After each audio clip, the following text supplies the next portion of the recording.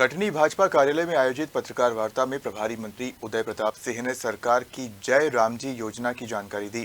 प्रभारी मंत्री ने बताया कि इस योजना के तहत ग्रामीण क्षेत्रों के पात्र हितग्राहियों को योजनाओं का सीधा लाभ दिया जाएगा। प्रभारी मंत्री ने कहा कि जय राम जी योजना के माध्यम से ग्रामीणों को 125 दिनों का रोजगार उपलब्ध कराया जाएगा, जिससे गरीब और मजदूर वर्ग को आर्थिक संबल मिलेगा और पलायन पर भी रोक लगेगी।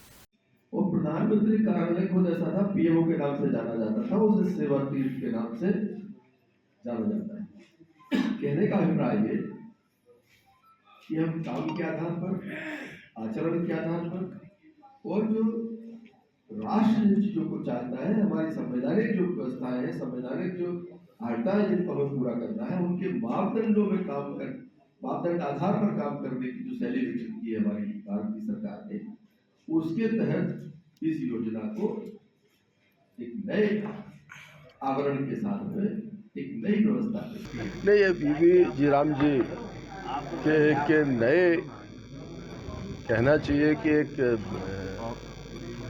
कॉन्सेप्ट के साथ जो भारत की सरकार ने एक नया कानून ग्रामीण रोजगार के लिए इस देश में लेकर आए। मैं सबसे पहले तो प्रधानमंत्री जी का धन्यवाद देता हूं कि मनरेगा के तहत जो विसंगतियां थीं, उस विसंगतियों के कारण जो काम नहीं हो पाते थे, वो योजना भ्रष्टाचार की बलि चढ़ जाती थी, प्रोग्रेस नहीं निकलती थी और जब व्यक्ति को रोजगार की आवश्यकता तब रोजगार नहीं मिलता था, किसान को जब मजदूर की आवश्यकता है तब किसान को मजदूर नहीं मिलता था।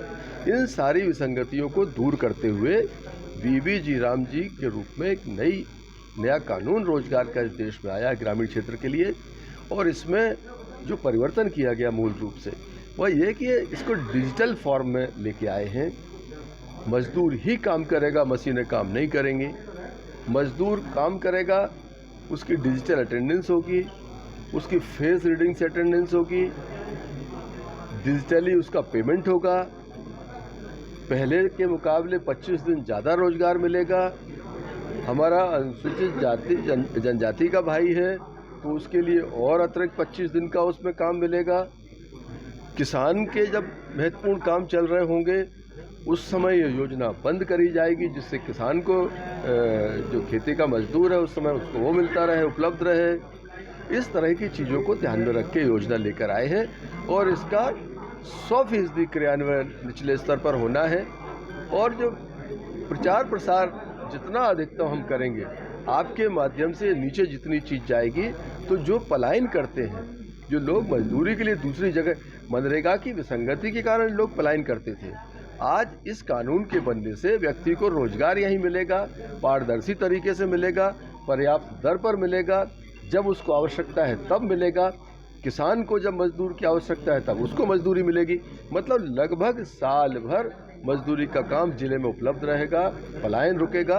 और जो भ्रष्टाचार की जो शिकायतें पहले आती थी, जिसके कारण कई बार पैसा भी खर्च नहीं हो पाता था, उन सब विसंगतियों से इस नए कानून के तहत हमको मुक्ति मिलेगी। मशीनों से काम नहीं होगा, जैसा कि आपने कहा मनरेगा में जैसे होता था। ये क्या है, जब मजदूर को जिस जगह काम लगना है वहाँ स्वयं जाएगा।